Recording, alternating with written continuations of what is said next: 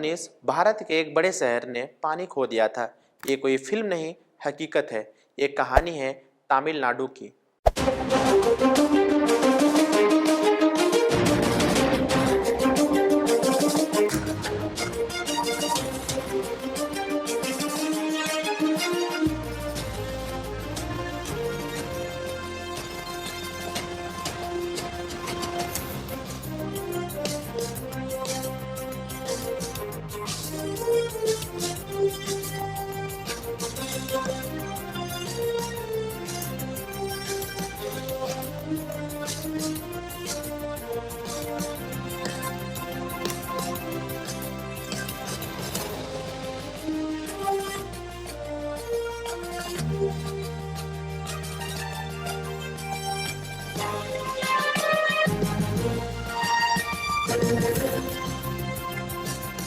आदाब, नमस्कार।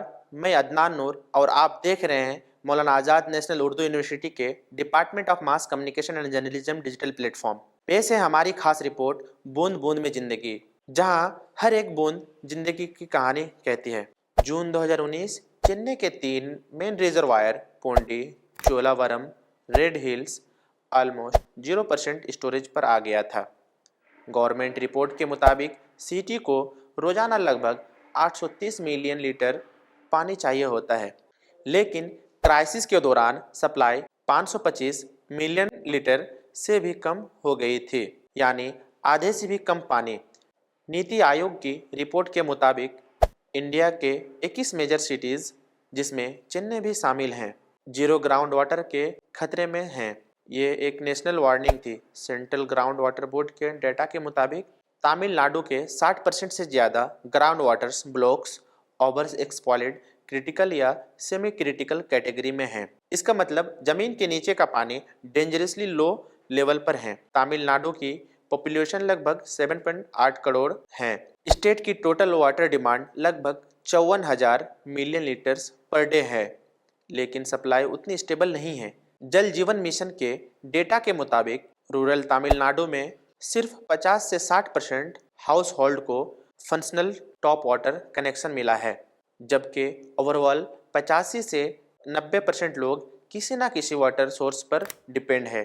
ये सिर्फ डेटा नहीं है, ये लोगों की ज़िंदगी है। गवर्नमेंट ने क्राइसिस के बाद कुछ बड़े स्टेप्स लिए। 2 डेसलाइनेशन प्लांट्स चेन्नई में ऑलरेडी काम कर रहे हैं, मिंजूर एंड निमैली, और नया डिसलाइनेशन प्रोजेक्ट अप्रूव किया गया है, रेन वाटर हार्वेस्टिंग। तमिलनाडु में पहले से मैंडेटरी है। एक्सपर्ट वार्न करते हैं, अगर ग्राउंड वाटर रिचार्ज और वाटर मैनेजमेंट इम्प्रूव नहीं हुआ तो तमिलनाडु के कई एरिया फ्यूचर में सीवर्स स्टोरेज फेस करेंगे।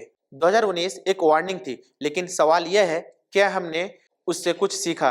पानी बचाना अब चॉइस नहीं, ज़रूरत है। मैं अदनान नूर और आप देख रहे थे मानो के mass communication digital media platform पर हमारी खास रिपोर्ट बूंद बूंद में जिंदगी।